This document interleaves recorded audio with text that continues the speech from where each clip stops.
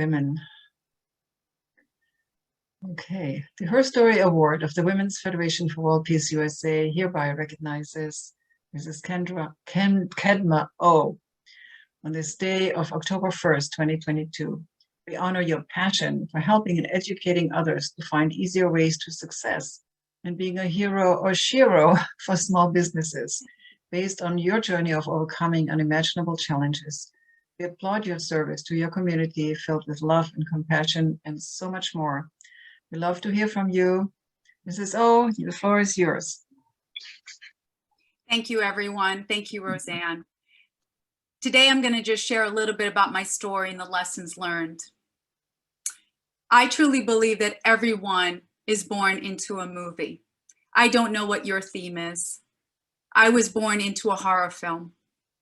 And once you enter into a horror film, as a victim, you rarely escape. I remember at the age of 7, trying to do what I could. And I would start praying to God because I believed that if I prayed to God, I would be saved. So I would do it every day, every week, every year, until I realized God wasn't coming. And then I reversed the conversation. I said, okay, God, if you're not coming, how about you just eliminate us? I was the eldest of 3, and I just couldn't continue with the pain. But God had a different story because I'm still here. At the age of 18, I entered into a community college to try to change my life. And I remember that moment as if it was yesterday. It was in New York, and I was sitting in the class. It was evening. It was winter time. And I received a page from my therapist, Judy, except Judy never pages me. I remember picking up my books, running outside the college, running into the cold, brisk air, and heading to a payphone. I put the money in the payphone. I dialed Judy, and I said, Judy, why did you page me? She said something I will never forget. She said, listen to me very carefully. I don't know how he got this number, but he is on the way to the college right now. If he finds you, he will kill you. You see, she was talking about my real villain, and it wasn't the movies. I remember hanging up the phone, going back to the parking lot, but I was already too late. He was pacing back and forth, and I went into shock. I remember the moment where my legs were just feeling like quicksand. I tried to scream and nothing came out. So there by myself, the only thing I can do was I literally got on my hands and knees on the cold concrete, and I started crawling to my car, from car to car to car, just to find it. I remember opening the car door, getting my books, retracing my step, going back to the payphone for help. And that's where my moment in my life would change forever.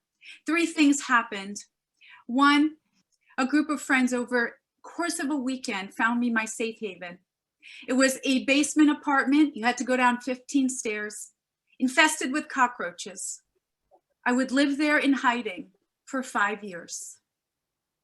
The second thing that happened is someone connected me with the hospital. And I remember interviewing with this woman, Patricia, and I said, I'm in hiding. She said, we know. I said, I need a job. She said, we know. We're going to give you the job and we're going to protect your identity. Sounds very similar to a superhero. The third thing that happened is I wrote a letter to the college where it happened, and I basically shared my whole life situation. 2 weeks later, they asked me to come in and meet with the financial committee, 15 strangers who had just learned about everything I'd suffered. And I just said to them, I've lost everything, my home, my family, my identity. I really have nothing else to live for except for probably an opportunity for an education. They said they had never had something this dire and that they had to deliberate.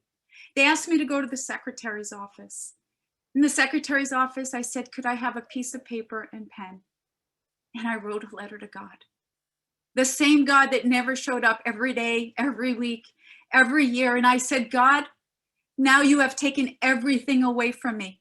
I have nothing left to offer the world. However, if you can grant me a miracle and teach me and educate me, I promised that for the rest of my life, I will open doors to every single person I meet. 2 hours later, I walked back in. This woman stood up. She said, Kedma Bashari, I'm going to walk over and shake your hand and tell you you're getting a full scholarship to this college. That moment happened more than 30 years ago, and every single day I wake up and I honor that contract. I want to leave you with the 3 lessons I learn and I live by. Number 1, sometimes nobody is coming to save you. You have to save yourself. Number 2, I believe you have an obligation to be the director in your own movie, no matter what the movie looks like. You still have choice. Even if it doesn't look like it, you have choice where you can choose the attitude. You can choose to smile. You can choose happiness. No matter what is happening on the outside, nobody can take that away from you. And number 3, if you resonate or if you've been in a position like me, congratulations. You are in a PhD school for spirituality. You're no longer in kindergarten.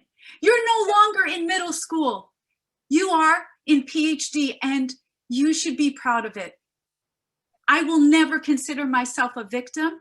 I will only say I was victimized. Thank you again for this wonderful award, and it's an honor to be here with everyone. Thank you so much, Kedma. Amazing, amazing. Your courage and intestinal fortitude. I actually didn't introduce myself. I'm a university professor, and you are the representation of the learner that, with persistent application of their heart, they're superstars. So thank you so much for being here today, and congratulations.